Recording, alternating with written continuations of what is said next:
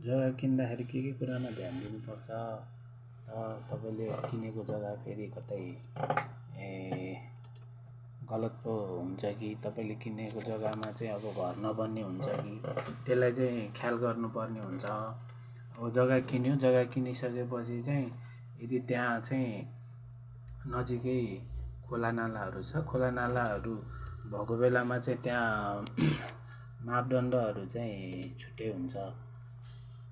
खोलाको अब काठमाडौँको हकमा चाहिँ हाम्रो ठुल्ठुलो बागमती जस्तो खोलाहरूको चाहिँ मापदण्डहरू अलिक बढी छन् भने सानसाना छरे खोलाहरूको, खोल्साहरूको, राजकुलोहरूको चाहिँ कम छ, 6 मिटर 26 फिट भन्ने नगरपालिका अनुसार छुट्टै मापदण्डहरू हुन्छ। र त्यो मात्रै नभइकन पनि जस्तो भिरालो जमिन पर्यो, भिरालोमा जमिनमा चाहिँ घर बनाउनको लागि खर्च बढी लाग्छ, बेसमेन्ट आउन सक्छ र भिरालोमा जग्गा घर बनाउँदाखेरि अलिक स्टेबिलिटी नहुन सक्छ होइन, पहिरोहरू जाने सम्भावनाहरू हुन्छ। त्यो कुरालाई पनि ध्यान दिनुपर्छ। अनि अर्को कुरो भनेको चाहिँ आकारमा चाहिँ यदि रेक्ट्याङ्गल काठमाडौँको केसमा चाहिँ यदि फेस चाहिँ 25 देखि 30 पिछाड चाहिँ 40-50 सम्म भएकोलाई चाहिँ राम्रो मानिन्छ। किनकि यहाँ जग्गाको टुक्राहरू सानसानो हुन्छ, 3 आना 4 आना म्याक्सिमममा भए 5 आना त्यस्तो हुन्छ होइन, 80-90% चाहिँ त्यही भएको भएर चाहिँ सकेसम्म जग्गा हेर्दाखेरि चाहिँ आकार चाहिँ मिलेको रेक्ट्याङ्गल वा स्क्वायर घर बन्ने, बाटो दुईतिर नभएको एकतिर मात्रै भएको जग्गाहरू घर स्थानीय मापदण्ड अनुसार चाहिँ राम्रो बन्ने जग्गाहरू हेर्नुपर्छ।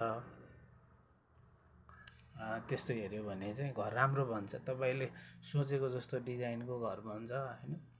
अनि त्यो मात्रै नभएर अब जग्गाको अब हामीले जग्गा किन्दाखेरि चाहिँ बिजुलीको तार भनेको चाहिँ हाई टेन्सन लाइन भन्छ, जुन हाई टेन्सन लाइन चाहिँ 11,000 kVA भन्दा माथिको लाई मात्रै मापदण्ड लाग्छ घर बनाउने बेलामा।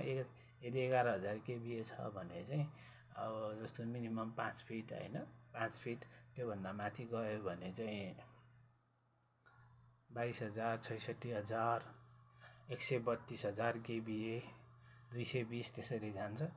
त्यो जति बिजुलीको भोल्टेज ठुलो हुन्छ टावर पनि ठुलो हुन्छ, अनि टावर ठुलो हुने बित्तिकै त्यसको मापदण्ड पनि बढी हुन्छ होइन, त्यसलाई पनि ध्यान दिनुपर्छ।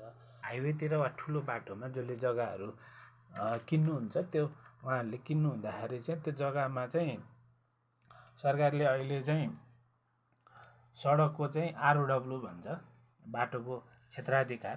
त्यो बाटोको क्षेत्राधिकारमा चाहिँ परिवर्तन भइरहेको हुन्छ। सडक विभागले, स्थानीय सरकारले परिवर्तन गरिरहने भएको हुनाले चाहिँ त्यसको मापदण्ड कति हो भनेर चाहिँ बुझ्नुपर्छ।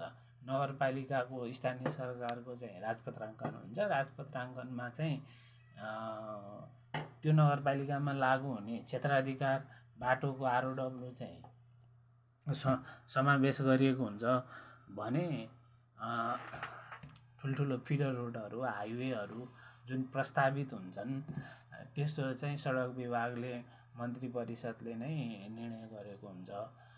त्यसलाई पनि बुझेर सम्बन्धित निकायहरूमा जानकारी लिएर मात्रै जग्गा किनबेच गर्नुपर्छ।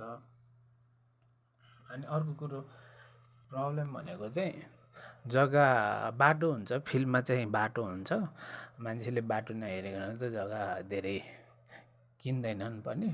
तर अगाडि भएको बाटो चाहिँ व्यक्तिको नाममा पास गरेर राखेको हुन्छ होइन, त्यस्तो बेलामा पनि साह्रो हुन्छ। अब व्यक्तिको नाममा देखिसकेपछि त्यो बाटो भोलि बन्द हुने हो कि भन्ने चाहिँ एउटा कानुनी आधार चाहिँ स्पष्ट नभएको भएर चाहिँ त्यो बाटो चाहिँ यदि जग्गाको अगाडि बाटोमा चाहिँ प्लट देखिन्छ, प्लट नम्बरहरू देखिन्छ भने चाहिँ त्यो चाहिँ व्यक्तिको नाममा छ कि छैन भनेर चाहिँ श्रेष्ठमा हेरेर मात्रै किन्नुपर्छ।